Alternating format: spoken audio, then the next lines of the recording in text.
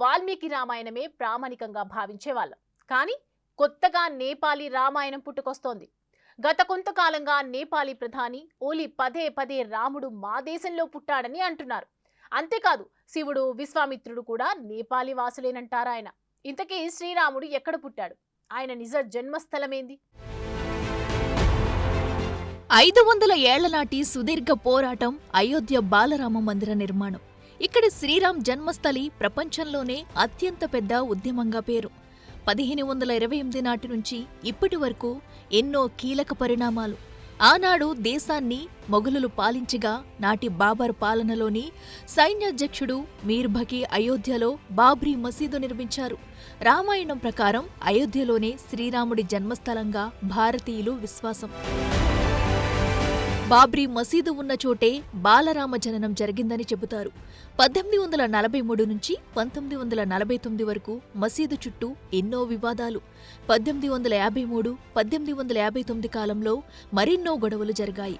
దీంతో నాటి బ్రిటిష్ ప్రభుత్వం అయోధ్యలోని ఈ ప్రాంతం చుట్టూ కంచె నిర్మించింది. మసీదు లోపలి భాగంలో ముస్లింలు, బయట భాగంలో హిందువులు ప్రార్థించేలా అనుమతులిచ్చింది. స్వాతంత్ర్యం వచ్చాక అంటే 1949లో ఈ వివాదం మరింత ముదిరింది. బాబ్రీ మసీదులో కొందరు హిందువులు బాలరాముడి విగ్రహముందని చెప్పడం ప్రారంభించారు. దీంతో మతపరమైన ఘర్షణలు జరుగుతాయని నాటి ప్రభుత్వం దీన్ని వివాదాస్పద స్థలంగా ప్రకటించింది. దీంతో తలుపులకు తాళాలు పడ్డాయి. 1984లో ఈ స్థలానికి విముక్తి కల్పించి రామమందిరం నిర్మించాలంటూ విశ్వ హిందూ పరిషత్ ఒక ఉద్యమాన్ని లేవదీసింది. 1988 ఫిబ్రవరి 1న తాళాలు తీయాలని ఫైజాబాద్ జడ్జి తీర్పునిచ్చారు. హిందువులు లోపలికి వెళ్లి పూజలు చేసుకోవచ్చని చెప్పారు. అప్పుడే బాబ్రీ మసీదు కార్యాచరణ సంఘం ఏర్పడింది. 1990లో అయోధ్య రామాలయానికి మద్దతుగా సోమనాథ్ నుంచి బీజేపీ అగ్రనేత అద్వానీ రథయాత్ర చేపట్టారు. 1992 డిసెంబర్ 6న కొందరు కరసేవకులు బాబ్రీ మసీదును కూల్చివేశారు. ఇది దేశవ్యాప్తంగా పెను సంచలనం సృష్టించింది. అప్పటి వరకు కలిసిమెలిసి ఉన్న భారతీయ హిందూ, ముస్లిం సమాజం రెండుగా చీలిన పరిస్థితులు. అయోధ్యతో పాటు పలు ప్రాంతాల్లో వేలాది మంది మరణించారు. మసీదు కింద ఒక నిర్మాణం ఉండేదని 2003లో భారత పురావస్తు శాఖ తవ్వకాల్లో తేలింది. ఏఎస్ఐ వెలుగులోకి తెచ్చిన ఈ విషయంపై తీవ్ర స్థాయిలో విభేదాలు వచ్చాయి. 2010లో ఈ వివాదాస్పద భూమిని 3 భాగాలుగా విభజిస్తూ అలహాబాద్ హైకోర్టు కీలక తీర్పునిచ్చింది. అలా సున్నీ వక్ఫ్ బోర్డ్, నిర్మోహి అఖాడా, రామ్లల్లా తరపు ప్రతినిధులకు వీటిని కేటాయించాలని ఆదేశించింది. 2011లో ఈ తీర్పుపై సుప్రీం స్టే విధించింది. 2016 వరకు అయోధ్య వివాదంపై అనేకసార్లు సుప్రీంకోర్టులో విచారణ జరిగింది. 2019లో సుప్రీం చారిత్రక తీర్పునిచ్చింది. 2.77 ఎకరాల భూమిని రామాలయ నిర్మాణం కోసం ట్రస్టుకు కేటాయించాలని సుప్రీం రాజ్యాంగ ధర్మాసనం తీర్పునిచ్చింది. మసీదు నిర్మాణం కోసం అయోధ్యలో ప్రత్యామ్నాయ ప్రదేశంలో 5 ఎకరాల భూమిని కేటాయించింది. 2020 ఫిబ్రవరి 5న రామాలయ నిర్మాణ నిర్వహణ బాధ్యతలను శ్రీరామ జన్మభూమి తీర్థ క్షేత్ర ట్రస్టును ఏర్పాటు చేసింది కేంద్ర ప్రభుత్వం. 2024 జనవరి 22న కొత్త బాలరాముడి విగ్రహంతో నూతన రామాలయ ప్రారంభం అంగరంగ వైభవంగా జరిగింది. ప్రధాని మోడీ చేతుల మీదుగా రాముడి ప్రాణ ప్రతిష్ఠా కార్యక్రమం జరిగింది. దీంతో అయోధ్య మొత్తం రామ భక్తులతో నిండిపోయింది. ఇదంతా ఎందుకు చెప్పాల్సి వచ్చిందంటే, రామ జన్మభూమి గురించి 500 ఏళ్ల సుదీర్ఘ పోరాటం జరిగితే ఇప్పుడొచ్చి ఈ మొత్తం ఉద్యమాన్ని తేల్చేస్తూ రాముడు జన్మించింది మా దేశంలోని అంటూ నేపాల్ ప్రధాని కేపీ శర్మ ఓలీ 1కి 2 సార్లు చెబుతుంటే ఏమనాలో అర్థం కాని పరిస్థితి. ఇక్కడ సూర్య వంశజులు ఆలయ నిర్మాణం జరిగే వరకు తాము తలపాగా కట్టమని భీష్మించుకు కూర్చున్న పరిస్థితులు. మొత్తంగా అయోధ్య బాలరాముడి ఆలయ ప్రారంభోత్సవ సందర్భంగా వారు తమ తలపాగాలు చుట్టుకున్నటువంటి ఎమోషన్స్ ఎన్నో దాగి ఉన్నాయి ఇక్కడ. రామ జన్మభూమి ఉద్యమ క్రమంలో ఇదొక సుదీర్ఘ పోరాటంగా ప్రపంచమంతా గుర్తించింది. నేపాల్ ప్రధానమంత్రి కేపీ శర్మ ఓలీ మళ్లీ ఈ తేనె తుట్టె కదల్చడమేంటో అర్థం కాని పరిస్థితి. సోమవారం నాడు కాఠ్మండూలో జరిగిన పార్టీ కార్యక్రమంలో పాల్గొన్న ఓలీ శ్రీరాముడు పుట్టింది నేపాల్లో అంటూ వ్యాఖ్యానించడంతో వ్యవహారం మళ్లీ మొదటకొచ్చినట్టయింది. ఓలీ పైత్యం ఎంతటి పరాకాష్ఠకు చేరిందంటే రామాయణం ఆధారంగానే తానీ మాట చెబుతున్నానని అంటున్నారు. దానికి తోడు రామ జన్మభూమి నేపాల్లో ఉందని ప్రచారం చేయడానికి దేశ ప్రజలు ఎంత మాత్రం సంకోచించరాదని కూడా పిలుపునిచ్చారు. అంతేకాదు శ్రీరామ జన్మస్థలి విషయంలో ఇతరులు వేరే కథలను ఎలా పుట్టించగలరని కూడా ప్రశ్నించారు.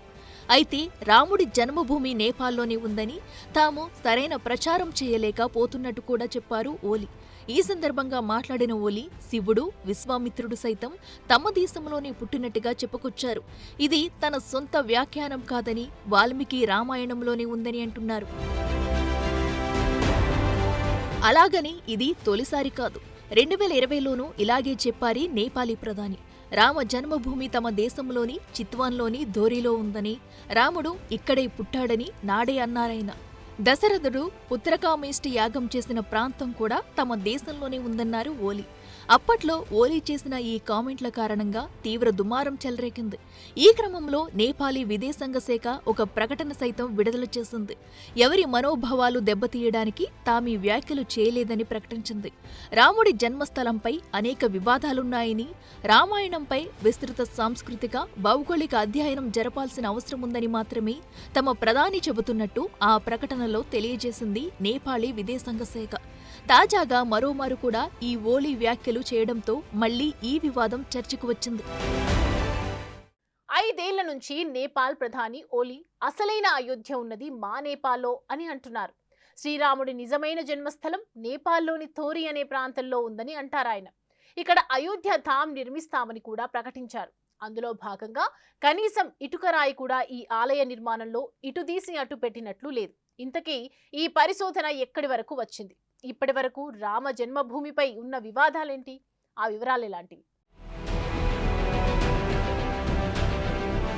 2024 జనవరి 22న అయోధ్య రామ మందిర ప్రతిష్టాత్మక మహోత్సవం సందర్భంగా ఒక దృశ్యం అందరినీ ఆకర్షించింది. నేపాల్ జనక్పురి నుంచి ఏకంగా 1100 కానుకలు రామ జన్మభూమి తీర్థక్షేత్ర ట్రస్టుకొచ్చాయి. అక్కడి జానకీమాత ఆలయం నుంచి వచ్చిన సారీ ఇది. ఇందులో చీరలు, ధోతీలు, ఆభరణాలు, మంచం, టేబుల్, కుర్చీ, స్టవ్, పలు రకాల మిఠాయిలు కూడా ఉన్నాయి. వీటితో పాటు నేపాల్ నుంచి అదివరకే అయోధ్య రామాలయానికి సాలిగ్రామ రాయి, పవిత్ర జలం కూడా చేరాయి. ఇక్కడి నుంచి శ్రీరామ జన్మభూమి తీర్థక్షేత్ర ట్రస్ట్ సీతమ్మ వారి జన్మస్థలి జనక్పూర్ ఆలయానికి ఆహ్వానం పంపడంతో రామయ్య సన్నిధికి ఈ చీర సారెలొచ్చాయి. ఎప్పుడైతే అయోధ్య రామాలయ భూమి పూజ జరిగిందో నేపాల్ ప్రధానికి కన్నుకొట్టినట్టయింది. వెంటనే ఆయన అసలైన అయోధ్య నేపాల్లోనే ఉందని కొత్త వాదన తెరపైకి తెచ్చారు. ఇది నేపాల్ పురావస్తు శాఖకు అతిపెద్ద సవాల్ని తీసుకొచ్చి పెట్టింది. ప్రధాని అంతటి వారు ఇలా ప్రకటించడంతో ఈ మంత్రిత్వ శాఖ త్వరలోనే రామ జన్మస్థలి ఆనవాళ్లు కనిపెట్టాల్సిన పరిస్థితి ఏర్పడింది. అయితే అందుకు తగిన ఆధారాలున్నాయని తమ ఎరుకలో ఇంతవరకు ఎక్కడా కనిపించలేదని, కనీసం మా ఇతిహాసాల్లో కూడా అలాంటి ఆనవాళ్లున్నట్టు తాము గుర్తించలేదని, ఇప్పటి వరకైతే మా దగ్గర ఆధారాలు లేవని అన్నారు నేపాలీ పురావస్తు శాఖ డైరెక్టర్. అంతేకాదు వచ్చే రోజుల్లో అందుకు తగిన ఆనవాళ్లు బయటపడతాయన్న గ్యారెంటీ కూడా లేదని చెప్పారు నేపాలీ అధికారి. కేవలం అధికారులు మాత్రమే కాదు, ఓలీ చేసిన ఈ కామెంట్లు దేశంలోని వివిధ పార్టీ నేతల నుంచి కూడా విమర్శలు ఎదురయ్యాయి. ఇది అర్థం పర్థం లేని అసంబద్ధ వ్యాఖ్యగా వారు అప్పుడే కొట్టిపడేశారు. ఇందులో ఎవరి మనోభావాలు దెబ్బతీసే ఉద్దేశం లేదంటూ ఆనాడే నేపాల్ విదేశాంగ శాఖ తమ ప్రధాని చేసిన కామెంట్ల ద్వారా ఏర్పడ్డ డ్యామేజ్ ని దిద్దుకునే చర్యలు చేపట్టింది.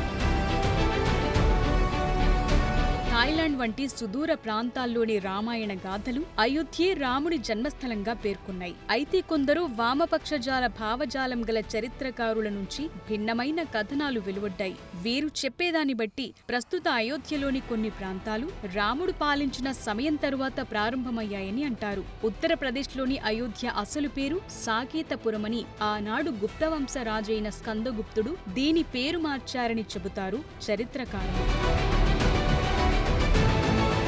ఇక రామరావణ ఇన్ సింధు ప్రింట్స్ అనే పరిశోధన పత్రంలో ఒక పురావస్తు శాస్త్రవేత్త రాముడి జన్మస్థలం హర్యానాలోని బనవాలీగా రాసుకొచ్చారు. రాముణ్ణి సింధు లోయ అంటే ప్రస్తుత ఇరాన్, ఇరాక్, ఆఫ్ఘాన్ వంటి ప్రాంతాలను పాలించిన రిమ్సిన్ అనే లాట్సా రాజుతో పోల్చారు. రావణుణ్ణి హమ్మురాబి రాజుగా గుర్తించారు. అతడితోనే రిమ్సిన్ కి యుద్ధం జరిగినట్టు చెప్తాడి పురావస్తు శాస్త్రవేత్త. కొందరైతే ఇరాన్, పాకిస్తాన్లోనూ రామాయణ ఆనవాళ్లను చూపిస్తారు. లాహోర్, కరాచీ వంటి నగరాల పేర్లకు రామాయణంలోని కొన్ని పాత్రలకు సంబంధముందని కూడా చెప్తారు. ఈ రెండు నగరాలను రాముడు పుత్రులైన లవకుశలు స్థాపించినట్టుగా భావిస్తారు. ఇక ఓలీ వ్యవహారానికొస్తే పార్టీలో అంతర్గత కలహాలు ఏర్పడ్డ ప్రతిసారి ఆయన అయోధ్య వివాదాన్ని కదిలిస్తారని అంటారు. రాముడి జన్మభూమి అంశాన్ని తెరపైకి తెచ్చి నేపాలీల దృష్టి మరలిస్తుంటారని చెప్తారు. బేసిక్ గానే ఓలీ నిరంకుశ పాలకుడని, దానికి తోడు ఆయన భారత వ్యతిరేక వ్యాఖ్యలతో మరింత ఇబ్బందులు కొని తెస్తుంటారని చెప్తారు. ఇప్పుడే కాదు, అప్పట్లోనే ఓలీ కామెంట్లపై నేపాలీ కాంగ్రెస్ తీవ్రంగా ఖండించింది. ఆయన ఇలాంటి చీప్ ట్రిక్స్ ద్వారా దేశాన్ని పాలించే నైతిక అర్హత కోల్పోయారని అంటారు. అయోధ్య విషయంలో కమ్యూనిస్టు పార్టీ ఆఫ్ నేపాల్ కూడా స్పందించింది. ప్రధాని ఓలీ చేస్తున్న ఈ కామెంట్ల వ్యవహారంలో ప్రభుత్వ అధికారిక వైఖరి స్పష్టం చేయాలని కోరారు నేపాలీ కమ్యూనిస్టులు. అప్పట్లోనే ఓలీ కామెంట్లపై స్పందించిన వారు ఆయన రాజీనామా సైతం డిమాండ్ చేశారు. గతంలో ఓలీ అయోధ్య నేపాల్లో ఉందని అన్నప్పుడే బీజేపీ లీడర్లు తీవ్రంగా ఖండించారు. ఇక్కడ రాముడికి సంబంధించిన నమ్మకాలు అంత తేలికైనవి కావని, ఈ అంశంలో ఎవరెన్ని కామెంట్లు చేసినా భారతీయులు ఎంతమాత్రం అనుమతించరని అన్నారు.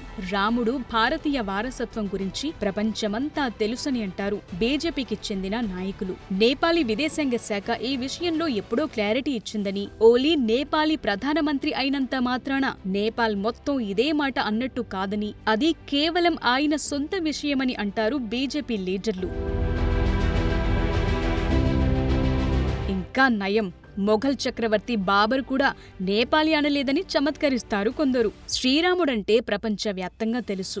ఆయన భారతదేశానికి మాత్రమే సంబంధించిన చారిత్రక, ఆధ్యాత్మిక నిధిగా అభివర్ణిస్తుంది శివసేన అధికారిక పత్రిక సామ్నా. ఓలీ చైనా చేతిలో కీలుబొమ్మని, భారత్లో ఏదో ఒక అలజడి సృష్టించడంలో భాగంగానే ఇదంతా చేస్తున్నారని అంటారు శివ సైనికులు. నేపాల్ చైనాతో అస్సలు పొంతన లేదని, అది భారత్తో నేపాల్కి చుట్టరికముందని, ఈ చారిత్రక ఆధ్యాత్మిక చుట్టరికం మరచిపోయి కేవలం రాజకీయ లబ్ధి కోసం నేపాల్ ప్రధాని ఇలా కామెంట్ చేయటం కరెక్ట్ కాదని వారిస్తారు కొందరు. సరయూ నది నేపాల్లో ఏం లేదు, అది ఉత్తరప్రదేశ్లోని అయోధ్యకు దగ్గర్లో ఉందని పురాణాల్లో కూడా వర్ణనలు ఉన్నాయి. రామమందిరం కోసం పోరాడిన కరసేవకుల రక్తంతో సరయూ ఎర్రగా మారిన స్థితిగతులు కూడా ఉన్నాయి. ఇలాంటివన్నీ మరిచిన ఓలీ ఇష్టారాజ్యంగా మాట్లాడితే తగిన మూల్యం చెల్లించాల్సి ఉందని హెచ్చరిస్తున్నారు కొందరు శ్రీరామ భక్తులు. ఓలీ ఇలా వ్యాఖ్యానించడంపై గతంలోనే ఆగ్రహించిన పలువురు హిందూ సాధువులు భారత్ నేపాల్కి ఇచ్చే అన్ని ఆర్థిక సహాయాలను నిలిపివేయాలని డిమాండ్ చేశారు. అంతేకాదు, నేపాల్తో ఉన్న దౌత్య సంబంధాలను కూడా తెంచుకోవాలని సూచించారు. భారతీయుల మనోభావాలను దెబ్బతీసిన ఓలీ రామభక్తులకు క్షమాపణలు చెప్పాలన్న డిమాండ్లు కూడా వెల్లువెత్తాయి.